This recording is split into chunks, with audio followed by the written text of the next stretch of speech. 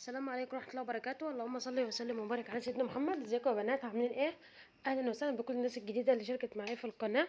اتمنى لو بتشوفيني لاول مرة اشتركوا معايا في القناة وفعلوا زر الجرس على كلمة الكل عشان يوصلك كل فيديو جديد انا بقدمه. شكرا جدا على تفاعلكم مع الفيديوهات اللي نزلتها قبل كده. ما شاء الله، ورانا بقى جمهور ومتابع جميل جدا جدا. شكرا جدا لكل ضغط اللايك واشترك في القناة. تعالوا مع بعض بقى نعمل النهارده بقلاوه بشكل جديد، او هنعمل الجلاش بشكل جديد غير كل الطرق اللي احنا متعودين عليها.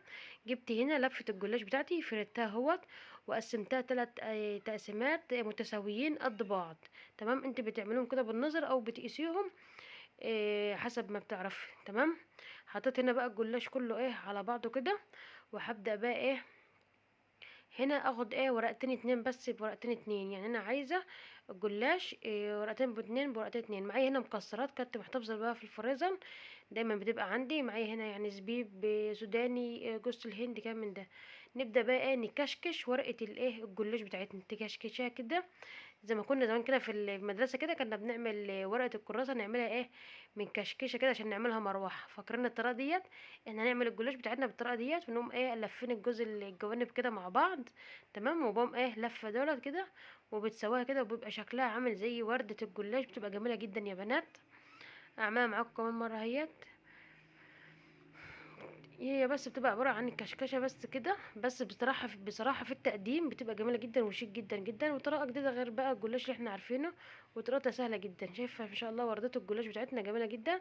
كل اللي بيشوفها هيفتكرك اللي انت جايبه الجلاش بتاعك جاهز، من اللي عاملها من اللي مش عارفة فطريقة حلوة جدا، فقلت اشاركها معاكم ونعملها مع بعض وكلنا بنستفاد مع بعض. وما شاء الله بتاخدش لا وقت خاص في التقديم ولا في التحضير، ولا بتاخد وقت خاص في العمايل. يعني مسافة 10 دقايق كنت انا بعملها قبل النور ما يقطع. احنا عندنا النور بيقطع الساعة 5 العصر، فوالله كنت بعملها قبل النور ما يقطع تقريبا بربع ساعة. وكان ابني كمان بيصورني بقول له بسرعة قبل النور ما يقطع وكده. تمام، هي ما خدتش اصلا وقت عامة يعني. بتبقى سهلة بقى، بس بتبقى حلوة بقى في التقديم وكده. لو عندك برضو جلاش مقطوع كده بتقدروا برضو تحطوهم جنب بعض عادي، بتنفع برضو. هي طريقتها جميلة وسهلة وما خدتش وقت. وكمان يعني احنا كمان ما بندهنش بقى طبقة بطبقة وكلام من ده خالص. لا، احنا يا دوبك بنعملها على طول كده، وبعد كده بنسقيها بقى بالسمنة على طول. اول حاجة مسكت الصينية دعكتها بالسمنة كده شوية عشان خاطر الجلاش بتاعك ياخد لون حلو من تحت. فادهني طبقة سمنة حلوة كده، هتقرمش لك الطبقة من تحت، وهتخليك الجلاش بتاعك واخد لون دهبي وحلو. تمام. لو عندك بقى جلاش متقطع وكده، ما اكيد اي بكر الجلاش بيبقى فيها مثلا متكسر متقطع، انت بتقدري تعمليه في الطبقة الجوانية، وتسيبي بس البرانية هي اللي تبقى سليمة معاكي. تمام، عشان خاطر احنا مش هنرميها، يعني خسارة يعني نرمي الجلاش وكده.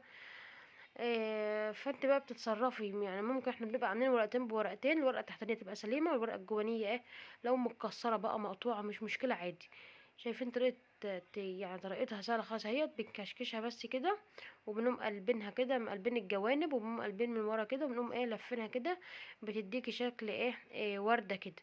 وبتحطوهم في الصينيه بقى كده وبتظبطيها. انا هنا بقى في الوقت دوت فتحت الفرن بتاعي، يعني شغلت الفرن بتاعي على درجة حرارة 200 علشان لما اخلص بقى كشكشة الجلاش. ما يعتبر دي الطريقة المكشكشة، الجلاش المكشكش او البقلاوة المكشكشة. لسه مش عارفين هنسمي الفيديو شكلها جميل جدا يا بنات، وما شاء الله كانت سهلة جدا، ما خدتش معانا وقت. المهم قمت فاتحة الفرن بتاعي عشان خاطر الجلاش ما يدخلش على فرن بارد. لازم الجلاش بتاعنا يكون داخل على فرن حامي كده، يعني فرن حامي. تمام، عشان خاطر ما ينشفش منك، يكون طري معاكي وما ينشفش منك وما ياخدش معاك وقت وكده. تمام كده. بشغله بس من تحت على درجة حرارة 200 لحد ما بخلص، فبيقوم بقى سخن بقى، وبقوم مدخله بقى احطه على الصاجة من تحت. وما بشغلش الشواية، هو بياخد لون وبيستوي منه لنفسه، لان انا الفرن بتاعي ما بيشغلش الشواية والفرن مع بعض. دي شكل الجلاش بتاعنا اهوت. هنا بقى شايفين، هنا بقى لو معايا ورق متكسر ولا حاجة بحطه كده من جوه اهوت، بحطه من جوه وبظبطها كده عادي. وبتحط بقى المكسرات بالطول كده، بالطول وبالكشكشاه بقى. اكمل بقى باقي الجلاش معايا. انا كل ده عماله بعيد وبزيد في الفيديو عشان خاطر انتوا تشوفوا طريقتها، لان طريقتها سهله جدا، بس ممكن برضو تتنسى كده. اهي اقلبها بس كده وسويها وبتبقى معاكي مظبوطه وحلوه وطريقه جميله برضو وطريقه جديده تغيير يعني عن طريقه الجلاش اللي احنا متعودينها اللي هي نحطها على طول وكده.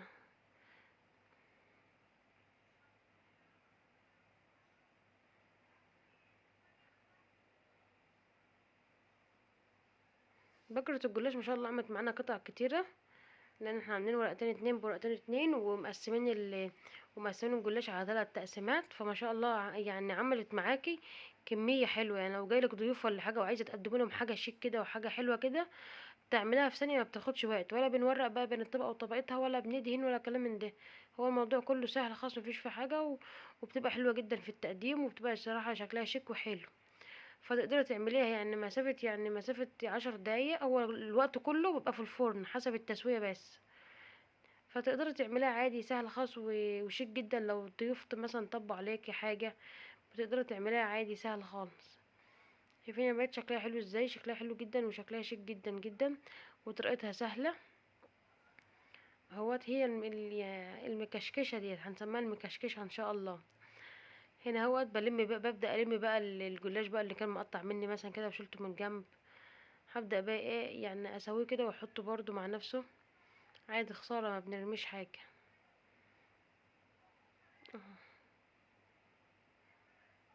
تبدأ بقى تلمي بقى الجوانب وكلام من ده. ودي في الاخر بقى اهوت شكل الصينيه بتاعتنا. بعد ما خلصت جبت بقى السمنه بتاعتي عادي بدرجه حراره المطبخ، انا ما سيحتهاش ولا حاجه، من العلبه على طول وبالفرشه وبدهن على طول. بتعملي بقى تدهني بقى الجلاش بتاعك من بره كده وخلاص اهو. بس ادهني بقى كل حته بقى الجوانب والطروف وكل حته يعني شبعاه كده بالسمن. يعتبر يعني بكرة الجلاش او لفة الجلاش بتاخد معاكي كوباية الا ربع من السمنة. يا دوبك كده تسيبها سمنتها مظبوطة. لو ما انتش عارفه يعني تعملي كده متعرفيش المعيار، هي كوبايه الا ربع بيبقى مظبوط في الجلاش وكده. انا هنا كنت احاول اوسع كده الجوانب عشان خاطر يعني اشبع الجلاش بالسمنه، لان السمنه اصلا لو طلعت معاكي قليله هيطلع معاكي ناشف ومش هيطلع معاكي طري. لازم السمنه بتاعتك تبقى مظبوطه اهوت. تمام هدخلها بقى الفرن ونشوفها ان شاء الله بعد ما تطلع كده. شايفه شكل وردات الجلاش بتاعتنا جميله جدا يا بنات وسهله. ندخلها بقى الفرن ونشوفها تاني بقى بعد ما نجهز الشربات بتاعنا.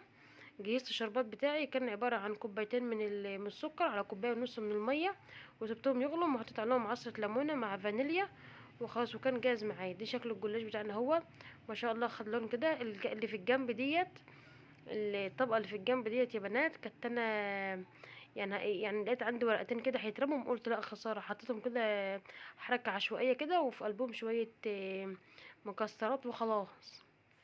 وبرضو اتاكلت برضو عادي. هنا كنت بصور بايد وبحط بايد. ما شاء الله شكل الجلاش بتاعنا جميل جدا يا بنات. اتمنى يكون ان شاء الله الطريقه عجبتكم وتعملوا اشتراك وشير كده للفيديو. ما شاء الله واخد لون تحت من حلو وشكله حلو جدا وشيك جدا جدا في التقديم. اللي كل اللي هيشوفه يقول لك انت جايباه جاهز، يعني انا قدمته لحد على طول جايلي قال لي انت شاريه جاهز منين وشكله جميل وطعمه جميل. قلت لا ده انا عاملاه في البيت او طري جدا جدا من جوه ومقرمش من بره وحاجه كده جميله وسهله خالص وما شاء الله مورق معاكم حلو. اتمنى يكون الفيديو عجبكم وتشتركوا معايا في القناه وفعلوا زر الجرس على كلمه الكل عشان يوصلكم كل فيديو جديد بقدمه. وشكرا جدا لتفاعلكم معايا وشكرا لكل الناس اللي بتدخل على القناه الجديده منورني ومشرفيني. جربوا بقى الوصفه وقولوا رايكم ايه في الكومنتات.